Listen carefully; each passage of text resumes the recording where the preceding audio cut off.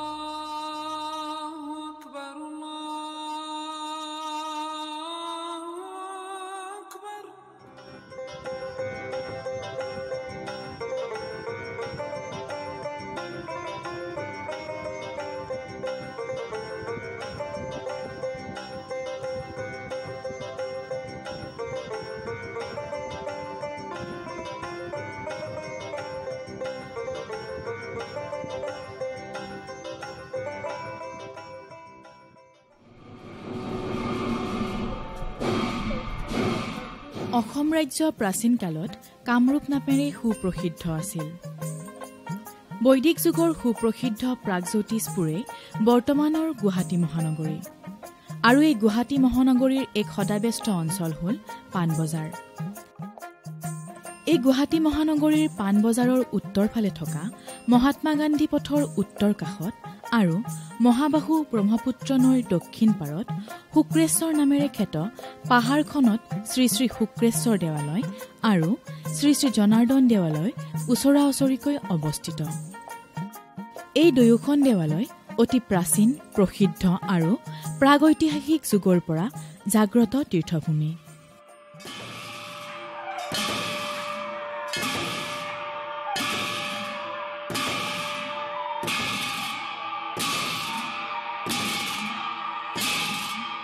দৰ্শকসকল, মই বৰ্তমান উপস্থিত আছোঁ গুৱাহাটী পাণবজাৰ স্থিত শ্ৰী শ্ৰী জনাৰ্দন দেৱালয় আৰু শ্ৰী শ্ৰী শুক্ৰেশ্বৰ দেৱালয়ত, যি দুখন দেৱালয় ইটাখুলি নামৰ এটা টিলাত অৱস্থিত।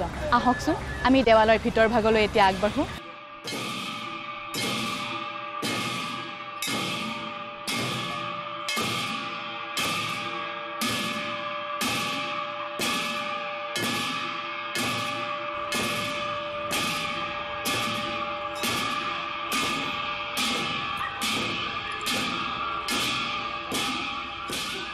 গুৱাহাটী মহানগৰীৰ শুক্ৰেশ্বৰ অঞ্চলৰ পূবৰ ফালে হস্তাচল পাহাৰতে আছে মহাপ্ৰভু শ্ৰী শ্ৰী শুক্ৰেশ্বৰ দেৱালয়, আৰু এই দেৱালয় ভাগ আহোম ৰজা স্বৰ্গদেউ প্ৰমত্ত সিংহই 1744 চনত প্ৰতিষ্ঠা কৰে।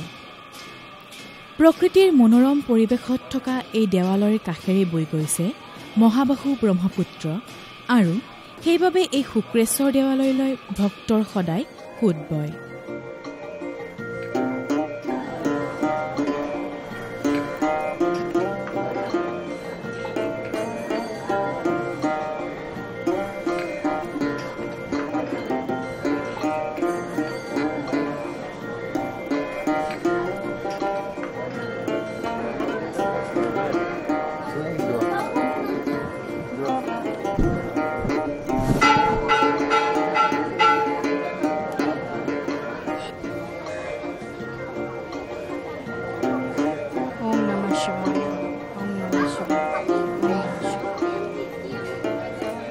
দৰ্শকসকল, এই ইটাখুলি পাহাৰৰ ওপৰত অৱস্থিত শ্ৰী শ্ৰী শুক্ৰেশ্বৰ দেৱালয় ভাগ আহোম ৰজা স্বৰ্গদেউ প্ৰমত্ত সিংহই 1744 চনত প্ৰতিষ্ঠা কৰিছিল, আৰু এই দেৱালয় ভাগত বাবা শিৱক আৰাধনা কৰা হয়। আহকচোন আমি বাবাৰ আশীষ লওঁগৈ।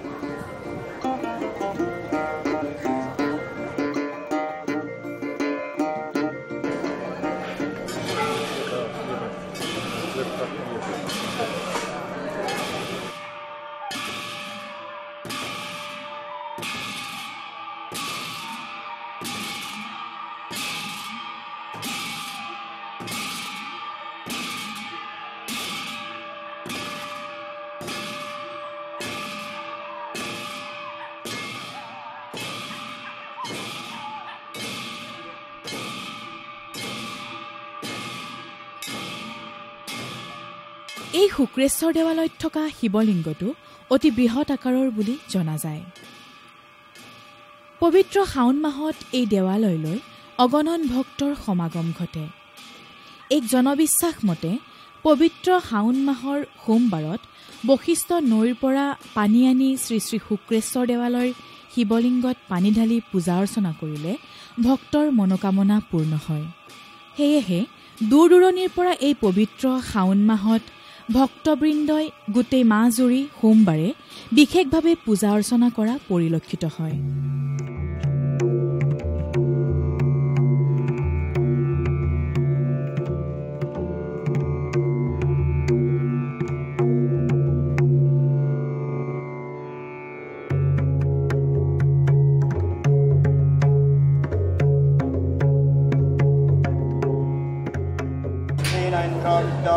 स्वस्तिन पूह विश्वविदाः स्वस्तिन स्तको विस्तनमे स्वस्तिन बृहस्पतिर्दधातु ॐ स्वस्त्यं हरियं हरियमं ज्ञानबद्धबलिराजा दानवेन्द्रो महाप्रलहटेन तम्बुरुक्षु बान्धामि मासलो भगवान् शुक्लेश्वर गुरु महादेव बाबाय रक्षा करक दृष्टि मंगल विधान करक अपाय मंगल नाश करक राज भय स्वर भय मारी भय अग्नि भय शत्रु भय ग्रहगति दुख निर्मूल करी शरीर आरोग्य करी धर्मवती धनवती निरोगी यशस्वी आयुष वृद्धि करी प्रिय शांति अतुट राखी निर्विघ्न स्वरूपिणी निरामरी बहुकाले रक्षा करिब परम ब्रह्म शुक्लेश्वर गुरु महादेव प्रसिद्धतु शुभमस्तु कल्याणमस्तु आयुष्मान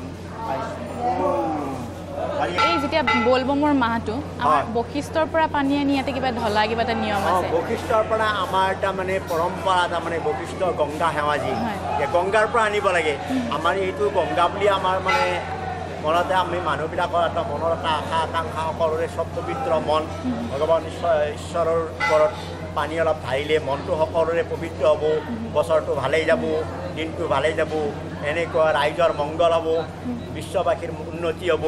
এইবিলাকৰ কাৰণে ভগৱান শিৱৰ ওপৰত আমি তাৰমানে কি কৰোঁ, জল দিওঁ, বেলপাত দিওঁ, ফুল দিওঁ, এইবিলাক নিৰ্মালি দিওঁ, দি আমি তেওঁক আৰাধনা কৰোঁ, প্ৰণাম জনাওঁ। গতিকে এইটোৱে আমাৰ নিয়ম শাওণ মাহ। আৰু আমি নিৰামিষ ভোজন কৰোঁ।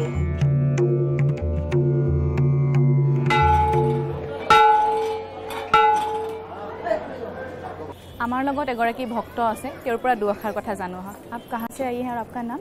मैं पान बाजार से ही हूँ और मेरा नाम मीरा मिश्रा है। यहाँ के आपको कैसा महसूस हो रहा है? बहुत ही अच्छा लगता है और हमेशा मैं आती रहती हूँ और खास करके सावन में तो बहुत ही भीड़ रहते हैं और मतलब दूर दूर से भक्त लोग आते हैं, सबको मनोकामना पूर्ण करते हैं बाबा। मोर जाग्रत मंदिर और ये जी मनसा करा जाए सीटे कामना है सिद्धि है और সেইকাৰণে আমি এইটো প্ৰায়ে আহি থাকোঁ। আৰু পূজাটো আমি নিয়ম বছৰে প্ৰত্যেক বছৰে ইয়াত কৰোঁ। মহামৃত্যুঞ্জয় পূজা আমাৰ পৰিয়ালৰ পৰা গোটেইবিলাকে কৰা হয়। গোটেই 4জন ভাই আছোঁ, 4জন ভাই মিলি গোটেই পূজাটো আৰম্ভ হয়, পূজাটো কৰা যায়। মহাপ্ৰভু শুক্ৰেশ্বৰ দেৱালয় এখন প্ৰাগ ঐতিহাসিক দেৱালয়। এই শুক্ৰেশ্বৰ দেৱালয় গুৱাহাটী মহানগৰৰ ব্ৰহ্মপুত্ৰৰ পাৰত শুক্ৰেশ্বৰ পাহাৰত অৱস্থিত। আমি যোগিনী যন্ত্ৰৰ পৰা ক'ব পাৰোঁ যে দাপৰ আৰু কলিৰ সন্ধিক্ষণত শুক্ৰাচাৰ্য গুৰুৱে ইয়াত শিৱক আৰাধনা কৰিছিল আৰু ইয়াত যি শিৱক তেওঁ আৰাধনা কৰিছিল, পূজা অৰ্চনা কৰিছিল, সেই শিৱ আজিও ইয়াত বিদ্যমান।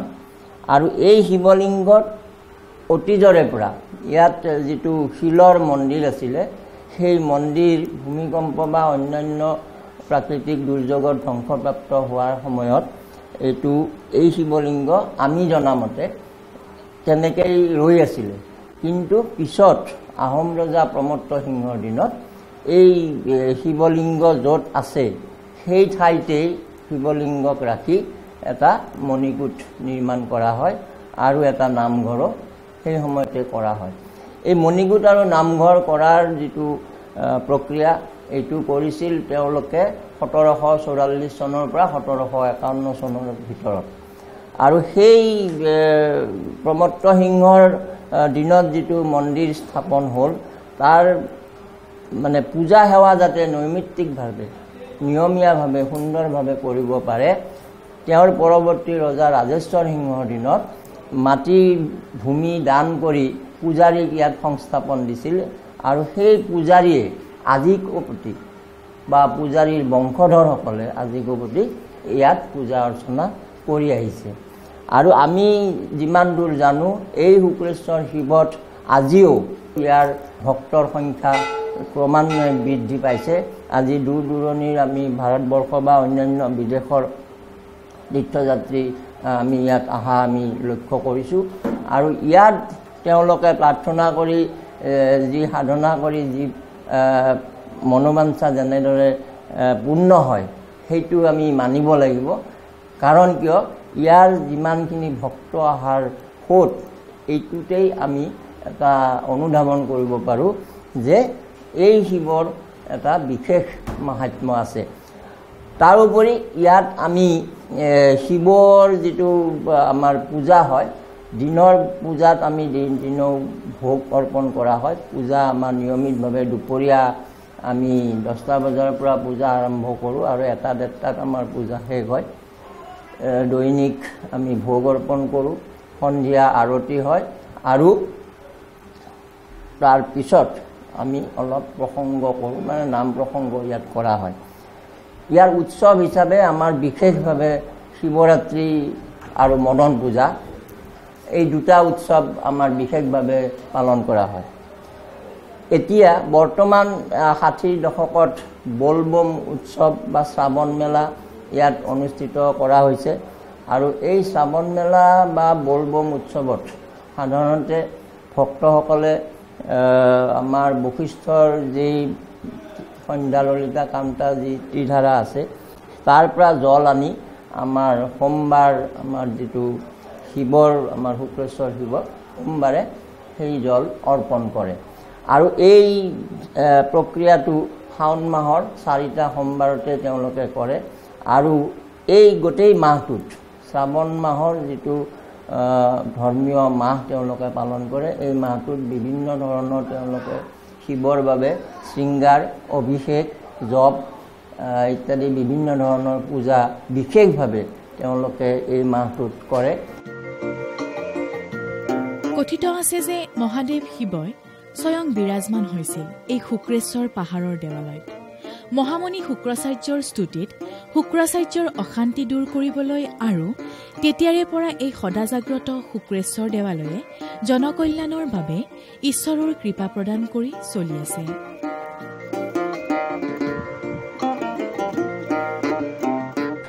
দৰ্শকসকল, আজি পবিত্ৰ সোমবাৰৰ কাৰণে এটা অগণন ভক্ত গোট খাইছে আৰু এই পবিত্ৰ সোমবাৰটোত ময়ো মহাদেৱৰ আশীষ লাভ কৰি নিজকে ধন্য মানিছোঁ। আশা কৰোঁ আপোনালোকে মহাদেৱৰ আশীষ লাভ কৰিলে। এতিয়া মই আপোনালোকক ইটাখুলি পাহাৰতে থকা আন এখন ঐতিহাসিক দেৱালয় জনাৰ্দন দেৱালয় দৰ্শন কৰাম। আহকচোন আমি জনাৰ্দন দেৱালয় অভিমুখে আগবাঢ়োঁ।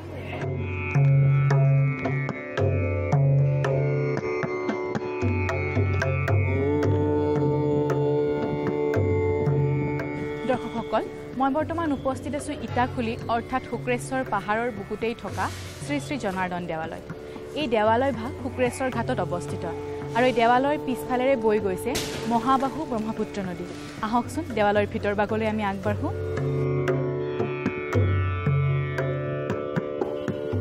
গুৱাহাটী মহানগৰীৰ এই শুক্ৰেশ্বৰ পাহাৰৰ পশ্চিম ফালে সামান্য তলৰ ফালে মন্দাৰাচল পাহাৰত শ্ৰী শ্ৰী জনাৰ্দন দেৱালয়খন অৱস্থিত। বেদ আৰু শাস্ত্ৰৰ মতে শিৱ আৰু বিষ্ণু অভিন্ন অংগ।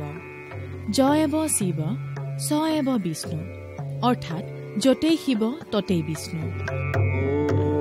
শ্ৰী শ্ৰী জনাৰ্দন দেৱালয় অতি পুৰণি আৰু ইতিহাস প্ৰসিদ্ধ।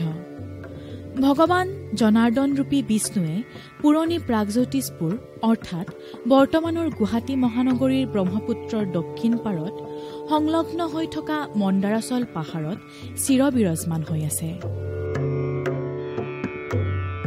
মহাপ্ৰভু জনাৰ্দন ৰূপী বিষ্ণুৱে নিজৰ ইচ্ছাতেই মন্দাৰাচল পাহাৰত সৰ্বজনৰ কল্যাণৰ কাৰণে স্থান গ্ৰহণ কৰিছে। জনাৰ্দন দেৱালয় পোনতে বিশ্বকৰ্মাই নিৰ্মাণ কৰিছিল বুলি জনা যায়, যদিও সময়ৰ কবলত সেইবোৰ নিশেষ হৈ যায়। আহোম ৰজা প্ৰমত্ত সিংহই 1664 শকত জনাৰ্দন দেৱালয় পুনৰ নিৰ্মাণ কৰি সেৱা পূজাৰ ব্যৱস্থা কৰে।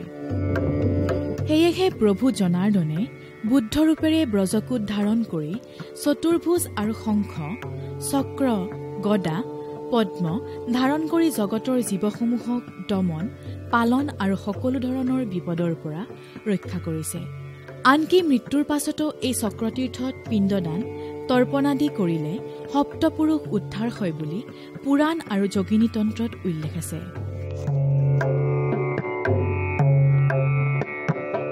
এই প্ৰভু জনাৰ্দনে ভক্তৰ মনোবাঞ্ছা পূৰ্ণ কৰে আৰু দুষ্টক দমন কৰে। প্ৰভু জনাৰ্দনৰ মহিমা অপাৰ। ভগৱান জনাৰ্দনৰূপী বিষ্ণুৰ 10 অৱতাৰৰ 6ষ্ঠ অৱতাৰ পৰশুৰামে মাতৃহত্যা পাপৰ পৰা মুক্ত হ'বলৈ ব্ৰহ্মকুণ্ড বিচাৰি আহোঁতে এই চক্ৰতীৰ্থত অৱস্থান কৰা আৰু যোগ অভ্যাসৰ কথা মহাভাৰত আৰু সৃষ্টি ৰহস্যত উল্লেখ কৰা আছে। জনাৰ্দন দেৱালয়ত মহাবিষ্ণুৰ নিত্য পূজা, ভোগ, আৰতি আদি দৈনন্দিন কাম নিয়মিতভাৱে সম্পাদন কৰাৰ উপৰিও বাৰ্ষিক শ্ৰীকৃষ্ণৰ জন্মাষ্টমী, দৌল পূজা আৰু মহাবিষ্ণুৰ যজ্ঞ সম্পাদন কৰা হয়। সাধাৰণতে প্ৰতিদিনে দিনৰ 11 বজাৰ পৰা 1 বজাৰ ভিতৰত মহাপ্ৰভুক ভোগ প্ৰদান কৰা হয়। নিৰামিষ ভোগহে প্ৰভু জনাৰ্দনক দিয়া হয়।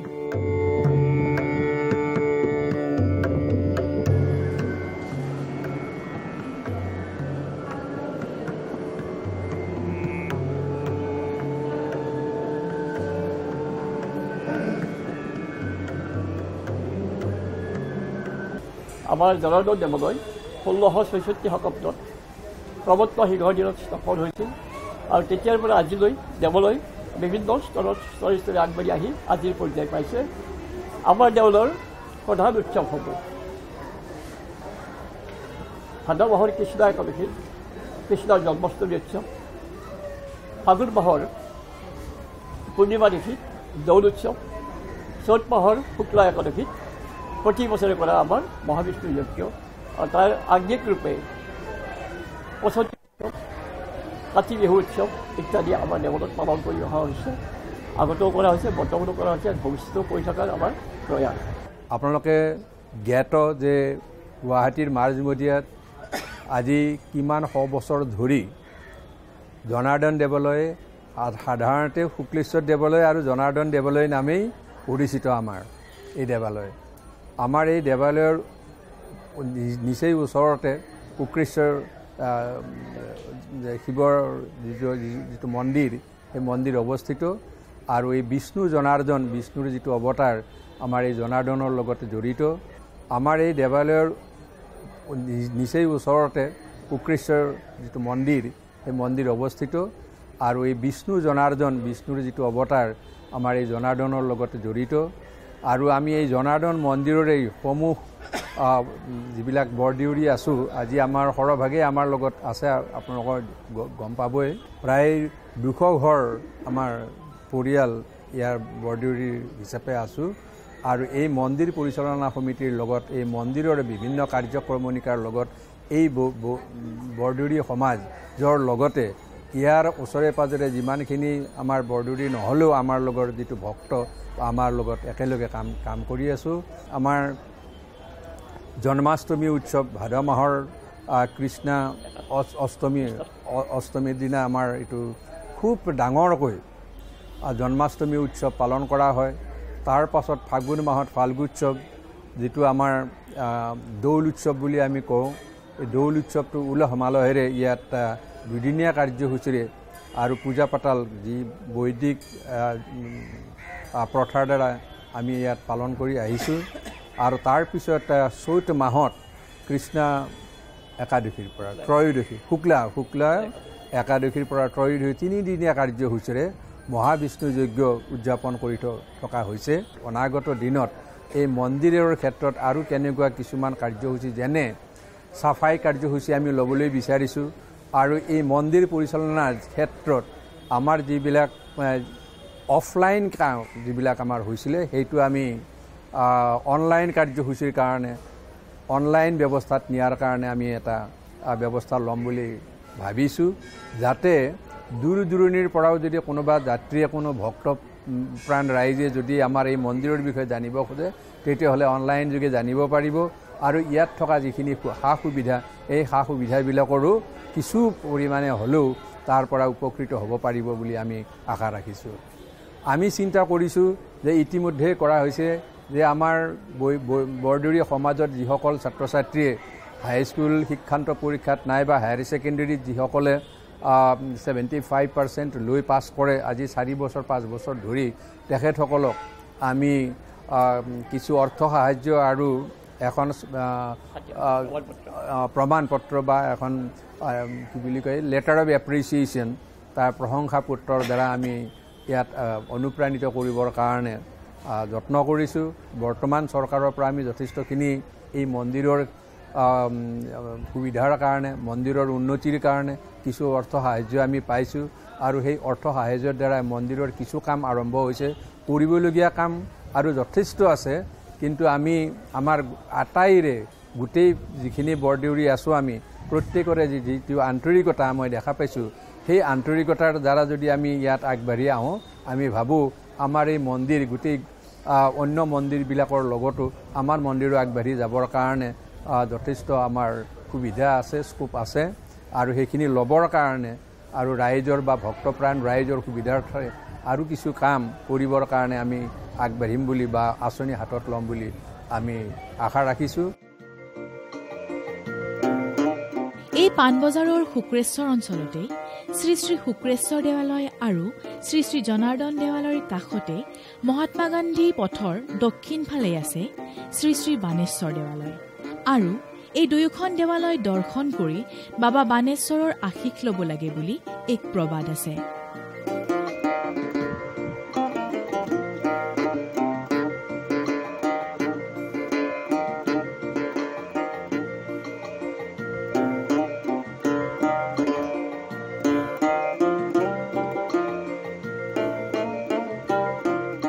এই প্ৰাচীন প্ৰসিদ্ধ শ্ৰী শ্ৰী শুক্ৰেশ্বৰ দেৱালয় আৰু শ্ৰী শ্ৰী জনাৰ্দন দেৱালয় আজিও গুৱাহাটী মহানগৰী তথা অসমৰ ভক্তপ্ৰাণ লোকৰ মংগলৰ কাৰণে সদা জাগ্ৰত হৈ যুগ যুগ ধৰি চিৰবিৰাজমান হৈ আছে।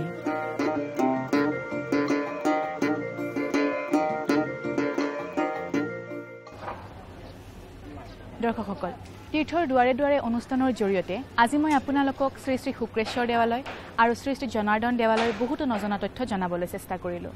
পৰৱৰ্তী খণ্ডত অসমৰ আন এখন তীৰ্থস্থানত লগ পোৱাৰ প্ৰতিশ্ৰুতিৰে আজিলৈ আহিছোঁ। ধন্যবাদ।